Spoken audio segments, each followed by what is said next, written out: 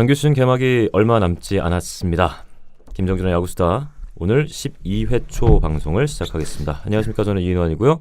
오늘도 역시 두 분과 함께하겠습니다. 김정준 해설위원, 황규인 기자 함께합니다. 안녕하십니까. 안녕하세요. 네, 안녕하세요. 네, 네, 반갑습니다. 얼굴 잊어버릴 뻔했습니다. 그러게요. 네, 죄송합니다. 거의 한 달 만에 지금 오신 것 거죠? 같아요. 예, 네. 한 3주? 네, 한 달 내내 애들이 그러게요. 네. 아파트 나왔다. 네, 여러분 모두 건강 조심하시고. 맞아요. 요즘 또 이제 독감도 유행이라고 하니까요. 네, 제가 오늘도 그 이비인후과에 갔다 왔는데 네. 애들 데리고 줄이 꽤 길더라고요. 다들 네, 조심하시기 바랍니다. 정말 지금 면역력 떨어지는 어린 아이들에게는 치명적인 그 시즌이 될 수가 있습니다. 각별히 또 건강관리 유의해야 될 것 같고요. 예, 김정준. 이인환 아나운서 반팔 입고 있는데 네네. 지금 머리 되게 어리게 잘랐잖아요. 아, 그런 건가요? 예, 감기 조심하세요. 이런 분위기였구나 여기가. 갑자기 예. 네. 아, 뭔가 좀 되게 진지한 말씀을 하실 것 같아가지고 네. 고맙습니다. 네. 의원님도 네. 예, 감기 조심하시고요. 제가 너무 이 말을 그동안 안 했던 것 같아요. 여러분, 구독과 좋아요 절실합니다. 네. 네. 오랜만에 이 말씀을 드리는데 구독도 꾹 눌러주시고 좋아요도 좀 꾹꾹 눌러주시길 부탁드리겠습니다. 저도 대상이기 때문에 아직도. 아, 이제 네. 포기했어요. 이제 황균 기자님께는 네. 999명이 딱 되면 제가 그러니까, 바로 누르려고 네. 하고 있었는데. 알겠습니다. 그리고 바로 취소하실 거잖아요. 아니 뭐 어쨌거나. 그럼 또 999가 되고 다시 또 누르고. 첫 번째가 된다는 소중함이 있으니까. 예. 오늘 저희가 이제 정규 시즌 개막을 지금 이제 23일이 정규 시즌 개막이니까 한 3일 정도 앞두고 있네요. 오늘이 3월 20일입니다. 녹음을 하는 게. 예. 벌써 야구라더니. 그렇죠. 네. 그리고 오늘 시범 경기가 또 다 끝이 났어요. 그렇기 때문에 이제 정규 시즌 개막을 앞두고 저희가 이 10팀들에 대한 시즌 프리뷰를 아주 짧고 간결하고 명확하게 하는 시간을 가져보도록 하겠습니다. 한 팀 한 팀 이렇게 하는 것보다 개막전 5경기가 펼쳐지기 때문에 그 경기 기준으로 5경기를 통해서 10팀을 살펴보는 시간을 마련을 했습니다. 그리고 그 전에 게시판을 뜨겁게 달궜고 프로야구판을 현재 뜨겁게 달구고 있는지는 잘 모르겠습니다만 달구고 있습니다. 달구고 있는 거죠. 네. 예. 이용규 선수 문제에 대해서 이야기를 좀 해야 될 것 같아요. 왜냐하면 저희 게시판에도 이용규 선수에 관련된 이야기도 많이 올라왔고 그에 대해서 조금 더 자세한 내막을 알고 싶다는 분도 계셨고 또 김정준 위원님의 생각이 궁금하다라고 해주신 분들도 있으셨기 때문에 저희가 이 의견을 그대로 무시할 수는 없어서 이야기를 좀 하고 가겠습니다. 잘 아시는 것처럼 이용규 선수가 지난 1월 말에 FA 계약을 하나 이글스와 체결을 했습니다. 2+1년 총액이 26억 원이었나요? 계약을 체결했는데 팀에 트레이드 요청을 했어요. 계약을 체결하고 나서 스프링 캠프도 다녀왔고 2차례 정도 트레이드를 요구를 했다고 하는데 그에 대해서 여러 가지 얘기들이 좀 많습니다. 왜 그런 건가요? 네. 사실 뭐 한화의 팀 내부 문제를 제가 그냥 뭐 낱낱이 이야기하는 건 좀 부적절할 수도 있다는 생각이 좀 있었어요. 그러니까 네. 이용규 선수가 지난주였죠. 금요일 밤. 제 사건도 금요일 밤에 일어났거든요. 네. 아, 그러셨군요. 그리고 예. 이제 토요일 다른 의미의 였죠. 불금이었군요. 예. 예, 불금 그 10시 몇 분쯤, 저는 한 11시쯤. 그래서 하여튼 기자 입장에서 그때 기사 쓰기 편하거든요. 그런가요? 네. 근데 그때 이제, 맞춰서. 네, 어쨌든 그 다음 날이 토요일이었잖아요. 예, 토요일이었어서 원래 이제 신문이 쉬는 날인데, 예, 어쨌든 그러니까 그래서 금요일에 쓰면 좋은 거예요. 하루 종일 내 기사가 잘 그렇겠네요. 나가니까. 그래서 네. 어쨌든 원래 야구 팬들도 일요일날 이기면 좋잖아요. 월요일날 하루 맞아. 종일 게임이 없기 예. 때문에. 어쨌든 지금 상황도 그렇고 그 일이 일어났을 때 저는 뭐 처음부터 이건 뭐 100% 이용규 선수가 잘못 생각을 한 것 같다. 네. 예, 행동 자체가 시기적으로 안 맞는다. 예, 왜냐하면 항상 이 방송을 통해서도 말씀을 드리지만 저의 원칙도 팀 퍼스트, 그 다음이 이제 플레이어거든요. 그래서 팀이 있는데 팀을 벗어나서 또 팀이 아직 출발하는 출발선에서 이런 일이 일어났다는 부분에서 굉장히 좀 안타깝다라는 생각이 좀 있어요. 사실 한화 이글스가 이번 시즌 네. 캠프의 내용도 그렇고 시범 경기도 그렇고 전반적으로 팀이 아주 좋은 분위기에서 이제 개막을 맞을 수 있었던, 그러니까 뭐 선발 피차들 중에 어린 선수들 이제 한 2명 정도가 중타 이상만 쳐도 올해 한번 대권도 도전해 볼 수 있을 정도의 분위기였고, 예, 그런 흐름이었는데 그게 지금 이용규 선수의 돌발 행동 때문에 어떤 의미에서는 전부 무너져 버린, 그 흐름이 끊어져 버린, 예, 그런 상황이었어요. 그래서 뭐 저는 잘못을 굳이 따진다면 이용규 선수가 조금 더 참았어야 된다라는 생각이 있어요. 그래서 시기적으로 이용규의 돌발 행동은 조금 바람직하지 못한 행동이었다는 생각이 있습니다. 네. 예. 이게 지금 시기적으로 이용규 선수가 좀 의도적으로 이랬을까? 그러니까 그 전부터 뭐 불만이 있다가 일단은 뭐 솔직히 말씀드리면 계약을 하고 나서 터트린 거라고 보세요? 저는 예. 제가 올 시즌 저희들 이제 키워드 했잖아요. 예, 올 시즌 팀별 키워드 할 때 한화 이글스는 이제 베테랑들이었어요. 그쵸. 예, 베테랑 선수들이었는데 왜 그러냐 그랬더니 뭐 결국 그 상처가 안에 있다라는 부분이 뭐 그러니까 베테랑 선수들하고 이제 감독과 구단과의 관계에서 그래서 이제 그게 어느 정도 잘 아무느냐 못 아무느냐가 굉장히 좀 중요할 것이다. 그래서 제가 시즌 초반 한화 이글스의 성적이 굉장히 중요할 것이다라고 뭐 말씀도 드렸었는데, 네. 근데 저는 이게 그때도 이제 말씀을 드렸지만 제가 명언을 남겼었잖아요. 다 부러지면 누구랑 야구를 할 거냐라는 말을 제가 그때 드렸던 기억이 나요. 지금 한화는 전반적으로 이게 다시 말씀드리지만 이 행동 자체는 이용규 선수가 잘못을 100% 했는데, 자 그러면 이 사건 자체가 왜 일어났을까에 대해서는 그쵸. 저희들이 좀 이야기를 해야 되지 않을까라는 생각이 좀 있더라고요. 그래서 지난해에서부터 일어났던 이제 베테랑들과의 여러 가지 이제 사건들이 이제 뭐 밖으로 나온 것도 있고 안에서 어느 정도 정리가 돼서 또 결과적으로는 또 다시 바깥으로 나온 케이스들이 굉장히 많잖아요. 그래서 뭔가가 있다.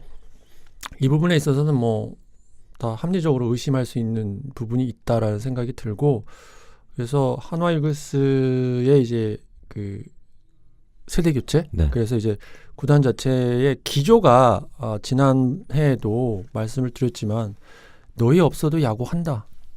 그 기조가 밑에 깔려 있다라는 느낌이 좀 굉장히 강해요. 그러니까 세대 교체를 하는 건 맞는데 팀이 이제 바뀌어서 가야 되는 건 맞는데 그럼에도 불구하고 이제 아다르고 어다른 부분이 있잖아요. 그래서 너희들이 없어도 이 팀은 돌아간다라는 그 기조 같다는 생각이 좀 많이 들어요. 그래서 이제 딱 이용규 선수의 성격이나 여러 가지 부분에서 제가 이제 들은 정보에 의하면 막다른 골목에 몰렸고 결국은 쥐가 고양이를 문 셈이에요. 지금 상황 자체가. 그러니까 이용규가 왜 그 막다른 골목에 몰렸을까라는 부분이 그동안 일어났던 많은 베테랑들이 이제 겪었던 그 힘들었던 시간들, 그러니까 이전과는 좀 달랐던 그 부분이 아니었나라는 생각이 좀 들더라고요. 네. 그래서 저는 이제 뭐 한영덕 감독에 대해서 뭐 구체적으로 지금 시즌 시작하기 전에 이제 감독에 대해서 얘기하는 건 좀 안 맞는 것 같아서 뭐 구체적이진 않지만 어쨌든 베테랑들이 전부 어떤 막다른 골목에 다다른 것 같다라는 생각은 하고 있었어요. 네네. 그래서 이제 이게 이용규 선수가 결과적으로는 뛰쳐나가 버린 거죠. 뭐 대표적인 게 이제 포지션 변화, 그리고 또 타순, 뭐 여러 가지 부분이 이제 추측 기사들이 굉장히 많이 올라오잖아요. 근데 이제 그 추측 기사를 토대로 해서 제가 다시 한번 추측을 해 보면 사실 지금 시대가 예전처럼 뭐 이번에도 다시 느끼셨겠지만 많은 팬들이 선수들이 이제 할 말 다 한다. 구단이든 감독이든 코치든 뭐 이제는 그냥 시키면 시키는 대로 움직이는 시대는 이미 지나갔다라는 걸 다시 한번 느끼셨을 텐데 이제 뭐 미국도 그렇고 이제 뭐 자기들의 권리잖아요. 선수들도 그 기회를 보장받고 이런 부분에 있어서는 어떤 의미에서는 자기의 어떤 그 여태까지의 성적, 캐리어에 의해서 이제 보장받는 부분을 어느 정도는 본인 선수들한테 이제 권리도 좀 있는데, 자 그렇다 그러면 결과적으로 이제 소통이죠. 예, 지금 시대는 뭐 예를 들면 메이저리그 감독들도 포지션 이동을 할 때는 뭐 선수들 불러놓고 이야기를 하겠죠. 예, 이러이러해서 이렇게 된다. 예를 들면 정근우 선수가 결과적으로 이제 발단이 된 거잖아요. 그러니까 2루수에서 1루수로 갔고 1루수에서 중견수로 왔고, 그러다 보니까 이용규 선수가 좌익수로 넘어갔고, 이 부분도 뭐 가면 간다였을 것 같아요, 사실은. 그러나 왜 가야 되는지에 대해서는 충분히 납득을 하는 게 맞다. 그러니까 뭐 예를 들면 정근우를 센터로 써야 되는 이유는 일단 타선이 정근우를 살려야 되기 때문에, 그래서 김태균도 살고 정근우를 살리고 또 정은원을 살리기 위해서 외야로 포지션을 돌려야 된다. 그래서 포지션을 뺐는데 좌익수로 가기에는 수비하기가 너무 어렵다. 지난해 정근우가 해봐서 알지만 좌익수는 정근우가 지금 당장 외야로 들어가서 적응하기가 쉽지 않다. 그러면 그보단 조금 더 쉬운 중견수를 가는 게 맞다라고 이제 한영덕 감독은 판단을 했겠죠. 뭐 사실 그게 어느 정도 저희가 여기까지 얘기한 부분에서는 다 이해가 가요. 사실 좌익수보다는 센터가 수비가 좀 편하고, 또 정근우 선수가 외야 적응은 못했지만 빠른 다리가 있으니까 어느 정도 판단 그 센스가 있으니까 따라갈 수 있다라는 부분이고, 양쪽 사이드에서 호잉하고 이용규 선수가 막아주면 된다, 도와주면 된다. 사실 저도 이제 연습 게임을 봤을 때 이용규가 좌측에 있고 호잉이 우측에 있고 센터에 정근우가 있으니 키가 양쪽 두 선수가 작아서 조금 부담스럽긴 해도 굉장히 수비 범위가 넓더라. 그래서 좋게 봤어요. 네. 좋게 봤던 부분이 있고, 그래서 그 부분을 근데 이제 사실 이제 이용규 선수라는 어떤 그 캐릭터를 놓고 보면, 제가 옛날에 그 한화에 있을 때 이용규 선수가 잠깐 결장을 하고 나중에 팀에 합류한 적이 있어요. 그래서 제가 수비 시프트를 1919마다 움직였거든요. 근데 이제 이용규 선수가 돌아왔을 때는 따로 면담을 했어요. 따로 면담을 해서 팀은 이렇게 하려고 하는데 네 생각은 어떠냐. 그래서 이용규 선수가 어떠한 생각을 갖고 있다. 그러면 그렇게 하자.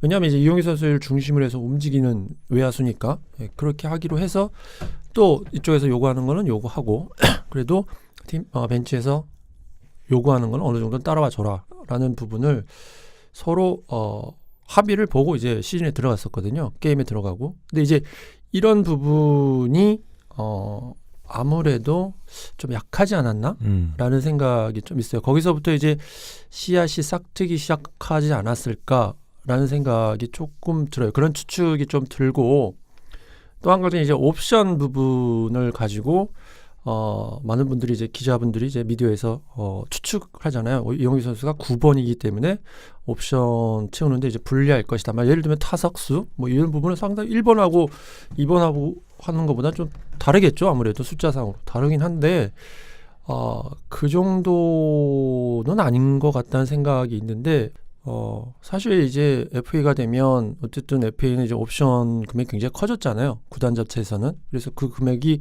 선수는 어차피 그 돈을 따야 되니까 그럼 어떤 뭐 기회를 받으려고 했고, 그래서 이제 이용규 선수가 FA를 계약할 당시부터 사실은 자존심에는 어느 정도 상처를 그쵸. 입었잖아요. 네. 이용규 선수는.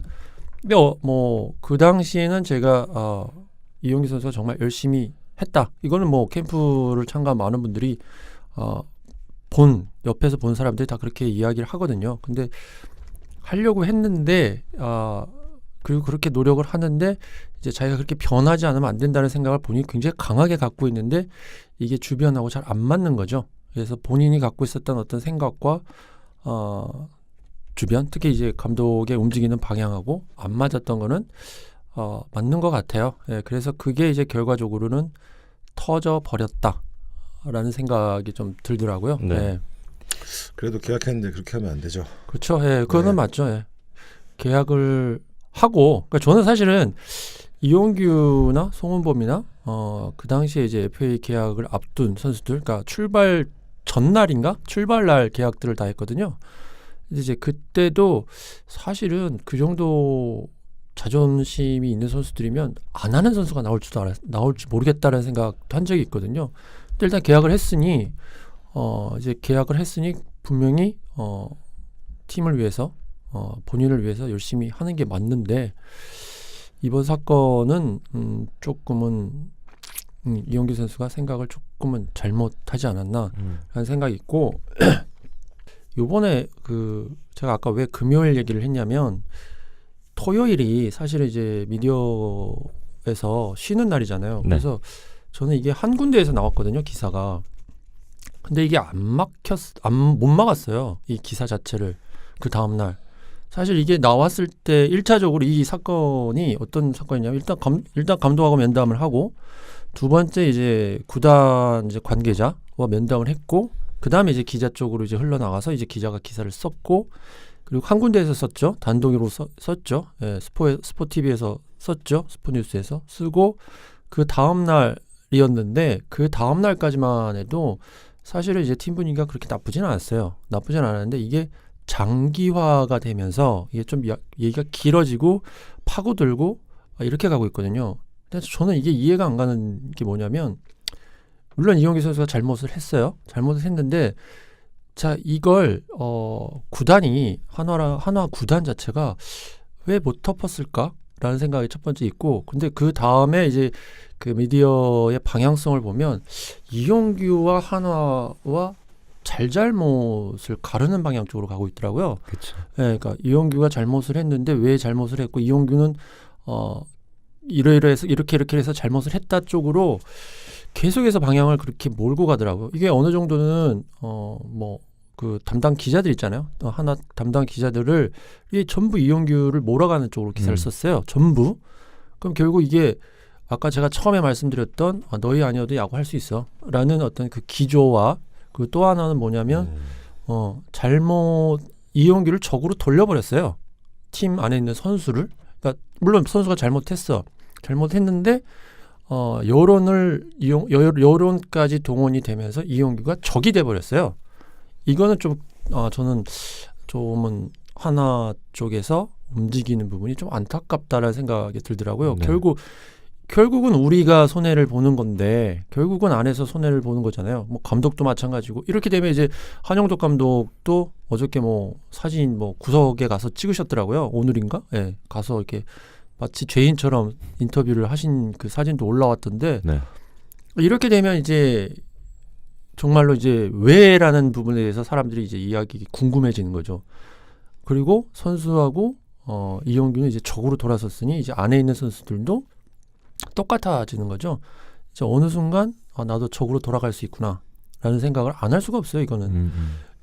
그래서 저는 왜 이 하나가 충분히 처음에 터지기 전에도 막을 수 있었다고 생각을 하고 그리고 터졌을 때도 최소한 빨리 끝낼 수 있었다라는 생각도 들고 근데 이게 불이 번지면서 이제는 뭐 걷잡을 수 없이 한영덕 감독의 이제 리더십에도 이제 상처를 입게 됐고 선수는 이제 뭐 이용규 선수는 이제 뭐 건너지 말아야 할 강을 이제 건너갔고 다시 이제 돌아올 수 없는 강이 돼버렸고 그럼 이제 결국 팀도 선수도 감독도 팬들도 그러니까 하나를 중심으로 한 모든 분들이 손해를 보고 상처를 입게 된 사건이 돼버렸어요. 이게. 네. 전 그래서 선수협이 뭐 하나 궁금했는데요.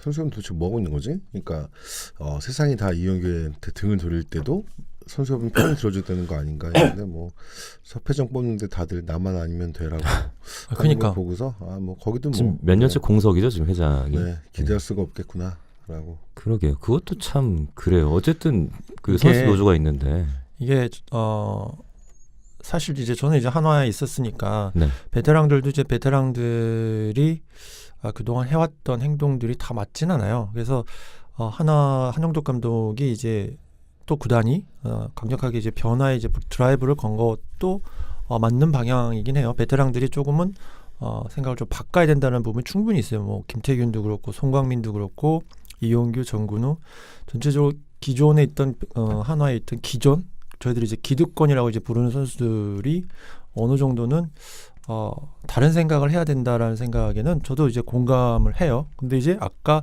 말씀을 드렸듯이 이게 너무 바깥으로 노골적으로 너희 아니면 너희 아니어도 야구할 수 있어 라는 것 쪽으로 가서 재밌는 게 제가 2017년도에 이제 박종훈 단장이 취임하고 나서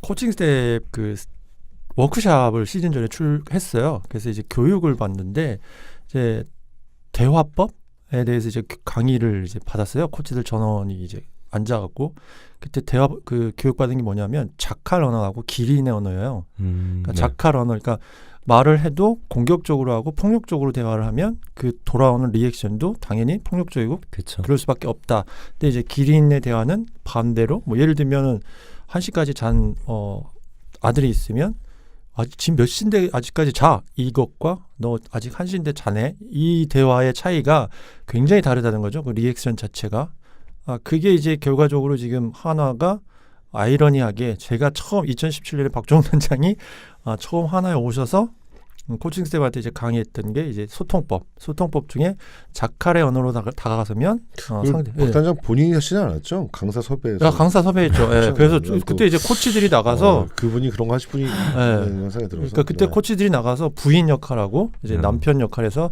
남편이 뭐 갑자기 뭐 한 50만 원어치 긁었어. 상황극을 한 건가요? 상황극도 막 시키고 그랬었어요.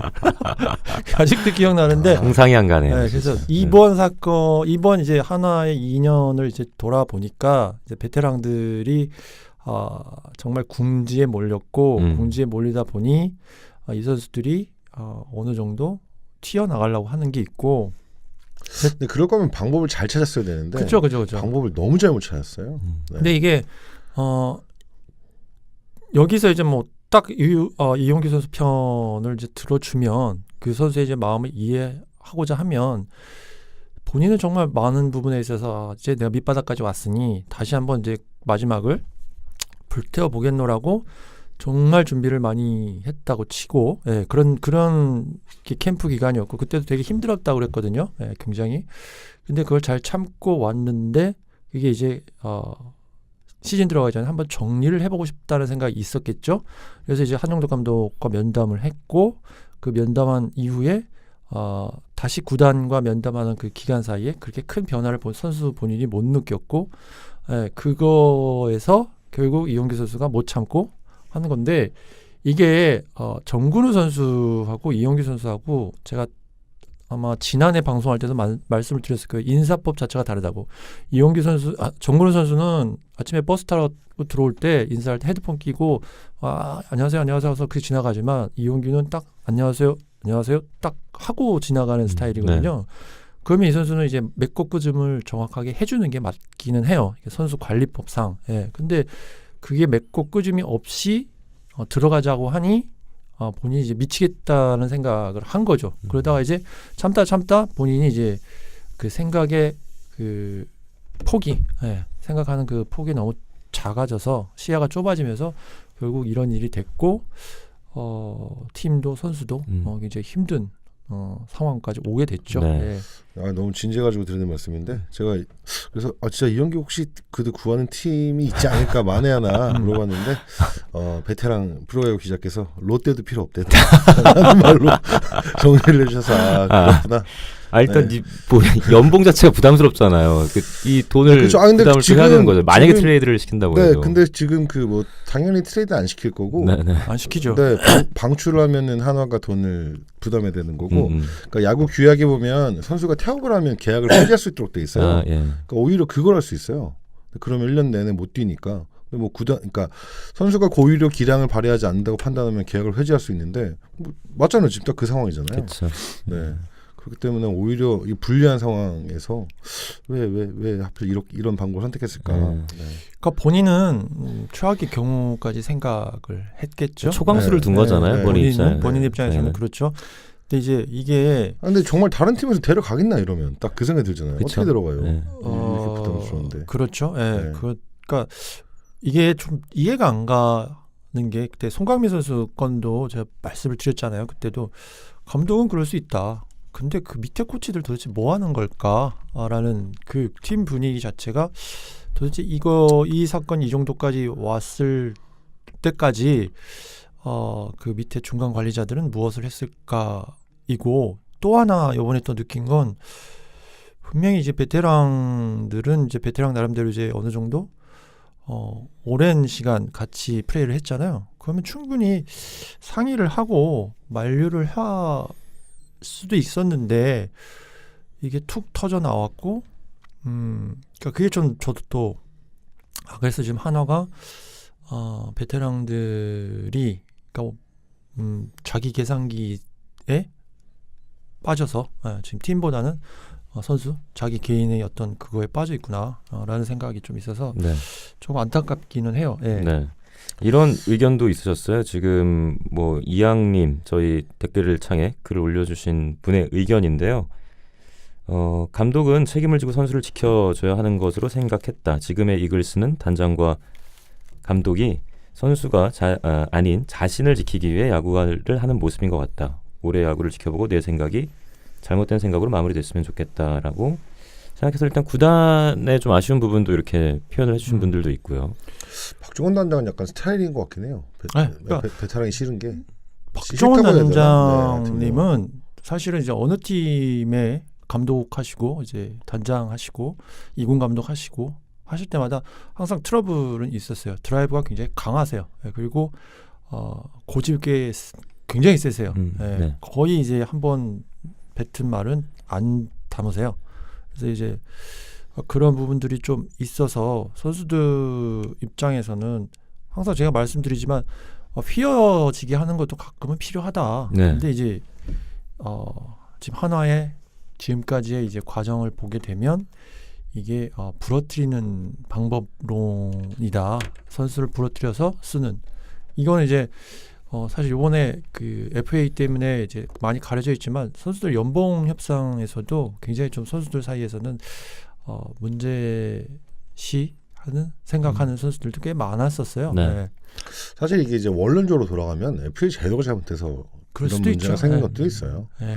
그러니까 적어도 두 번째 FA를 할 때는 뭐 이렇게 보상 조건을 완화해 주든가 그러면 다른 길을 찾을 수 있을 텐데 그쵸. 똑같으니까. 네. 네. 원 소속팀과 거의 그 FA 계약을 할 수밖에 없는 지금 구조인 거잖아요. 사실은 뭐 다른 팀과 그렇죠. 계약을 하기도 네. 좀 힘들게 돼 있고. 그러니까 그런 많은 것들이 노출됐고 하나의 팀 분위기도 그렇고 이제 그러니까요. 이런 것들이 쌓여서 이제 이용규 사태라는 게 그쵸. 생긴 거죠. Please listen carefully. 여러분은 지금 김정준의 야구스타와 함께하고 있습니다.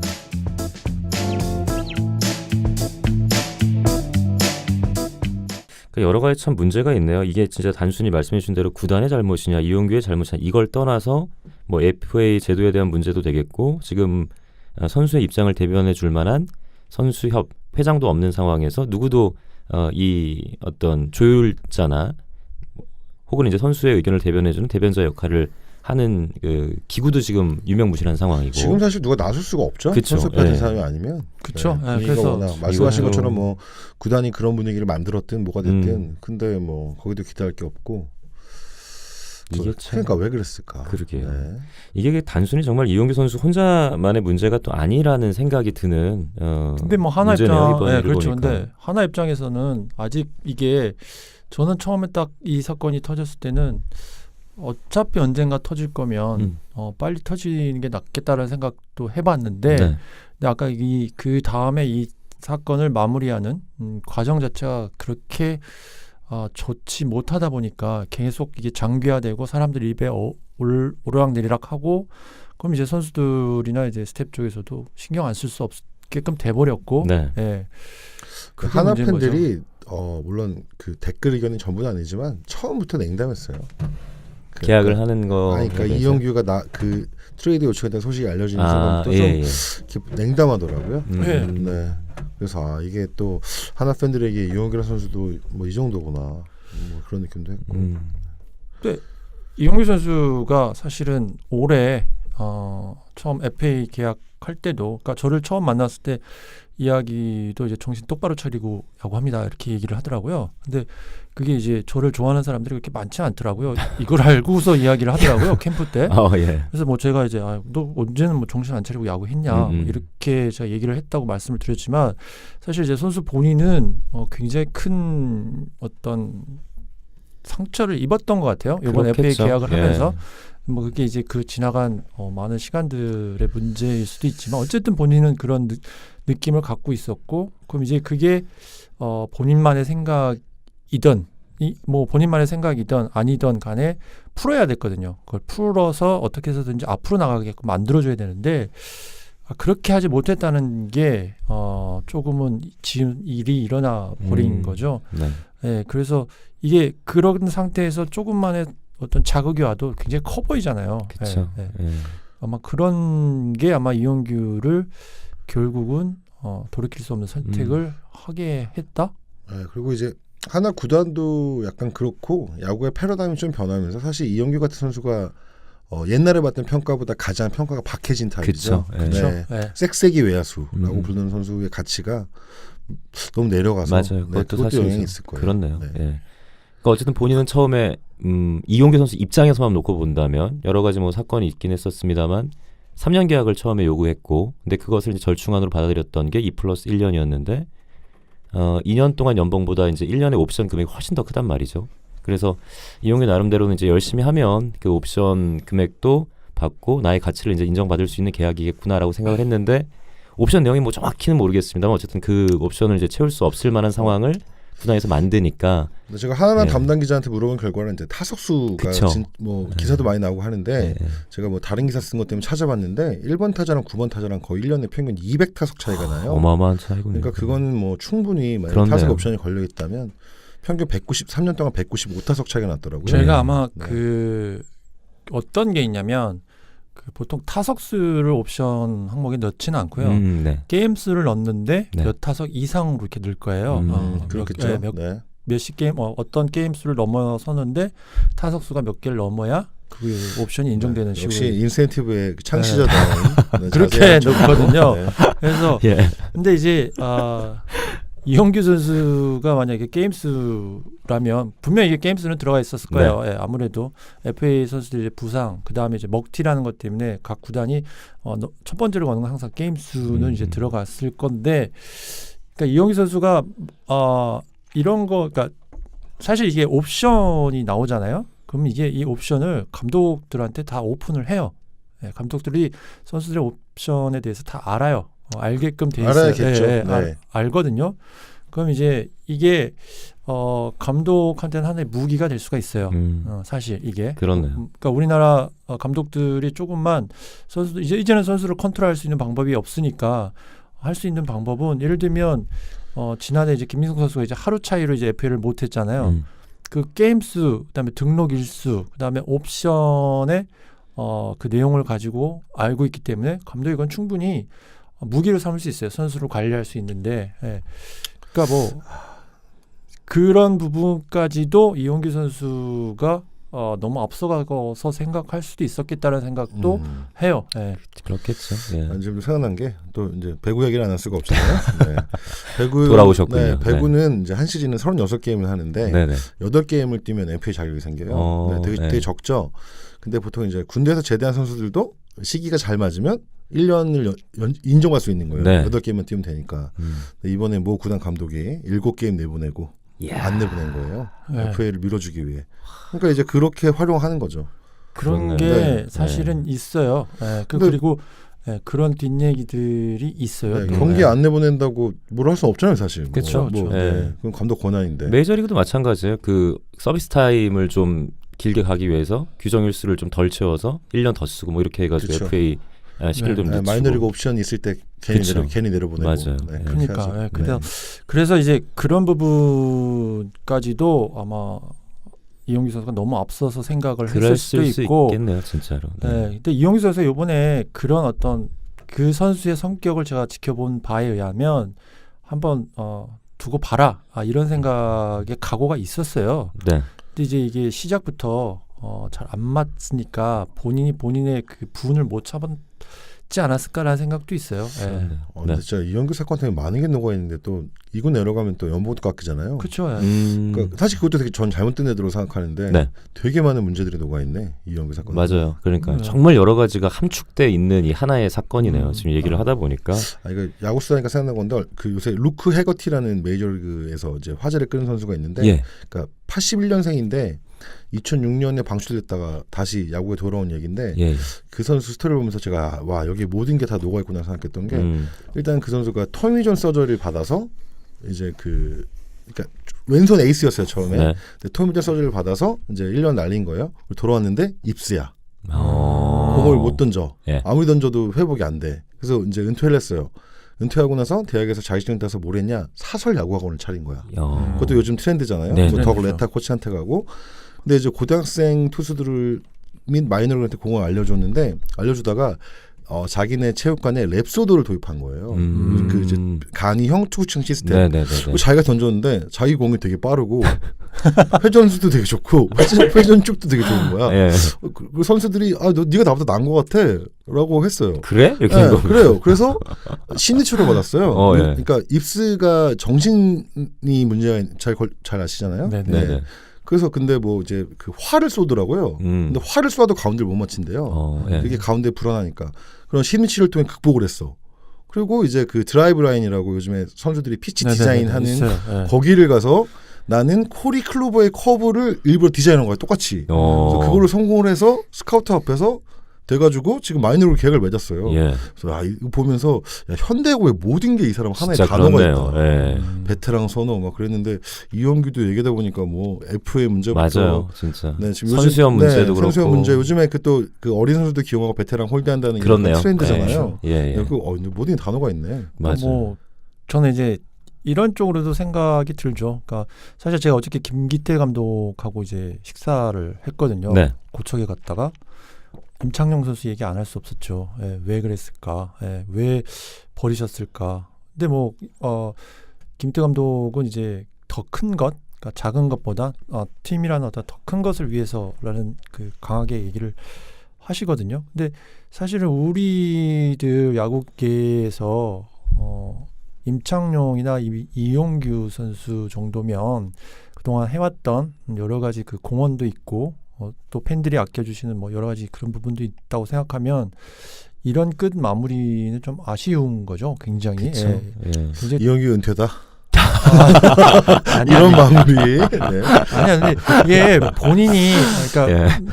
이용규 선수를 여기서 갑자기 보내시는군요. 갑자기 예. 아니 어째 이렇게 이거 팀 찾겠네. 그러게요. 흑마술에 아, 의해. 맞다. 반대로. 흑마술에 의해. 예. 그래서 그런 깊은 배려까지. 사실 이게 그래서 이제 베테랑에 대한 예우가 이게 뭐 사실은 저는 반은 자업자득이라는 생각도 있어요. 그러니까 본인들 이제 저는 이제 35세 이후가 넘어가면 인간관계로 야구를 해야 되는 거거든요. 그러니까 주변이 얼마나 굉장히 중요해요. 그쵸? 그 선수들 네. 주변이. 근데 이제 이게 잘못됐기 때문에 이제 선수들이 이제 곤혹을 치르고 마무리를 이제 잘 못하게 되는 거라서 그건 이제 본인들의 문제일 수 있죠. 근데 야구판에서 봤을 때도 문제가 좀 있는 것 같다. 그러니까 그게 이제 뭐 결국 이제 야구인 선후배 관계잖아요. 그래서 이런 부분들을 좀 잘 어쨌든 야구계의 자산인 선수들인데 그것도 꽤 많은 부분, 그러니까 꽤 비싼 거잖아요. 예. 그래서 저는 이용규 선수도 그렇고 그래서 제가 정근우 선수를 올해 그 이루수 포지션을 정당하게 경쟁을 해서 정근우가 지면 상관이 없는데 정근우가 그냥 아마 거의 자진하는 형식으로 이제 외야로 빠져버린 거잖아요. 그래서 제가 정근우한테 이런 얘기도 했었어요. 그러니까 김재영 코치가 농담으로 정근우한테 국가대표에 중견수가 없다 5분선 그러니까 너 와라. 그래서 제가 거기다 한마디 더 붙여줬죠. 네. 가서 넌 갈 수 있어. 너는 중견수도 볼 수 있고 국가대표 가면 이루수도 할 수 있어. 그렇지. 그렇네요. 이제 예, 그 다용도로 얘기까지, 활용할 수 그러니까 있는. 너 두 가지 포지션을 뛸 수 있으니까 벙마이만 잘 치면 돼. 이런 얘기를 좀 농담 아닌 농담을 했는데 그러니까 그게 이제 선수들도 베테랑들도 정신을 좀 차려야 되고 그러니까 뭐 편한 생활 하다 보면 결국은 주변에서 결국 도와주지 못하고 이렇게 되는 경우가 있거든요. 네. 그래서 제가 그 포지션볼 파워랭킹 할 때 그 되게 진보적으로 뽑았었잖아요. 그쵸. 근데 그때도 느낀 건데 약간 비슷한 생각인 것 같아요. 옛날 없으면 야구 못하는 생각이 선수 출신 단장 할 때도 말씀드렸는데 이제 제가 그때 뭐라고 말씀드렸었냐면 피를 묻히려고 선수 출신 단장을 영입하는 경향이 있다. 아, 네네. 약간 프런트들 생각인 것 같아요. 그러니까 전체적으로는 그런 문화가 한번 퍼진 것 같아요. 그런 것 같네요. 그러니까 진짜. 선수의 FA 몸값을 다른 방법으로는 재울 수가 없고 재현을 해야 될 것 같고 약간 그러면서 생긴 문화가 또 여기도 이영규 사태에도 녹아 있고 그렇네요. 네, 그런 것 같아요. 어떤 바뀐 트렌드라는 것이 또 이번 문제에도 고스란히 배어 있지 않나 하는 생각이 들고. 그러니까 저는 이번 사건을 이제 한마디로 이제 정리하면 이 돌출 행동은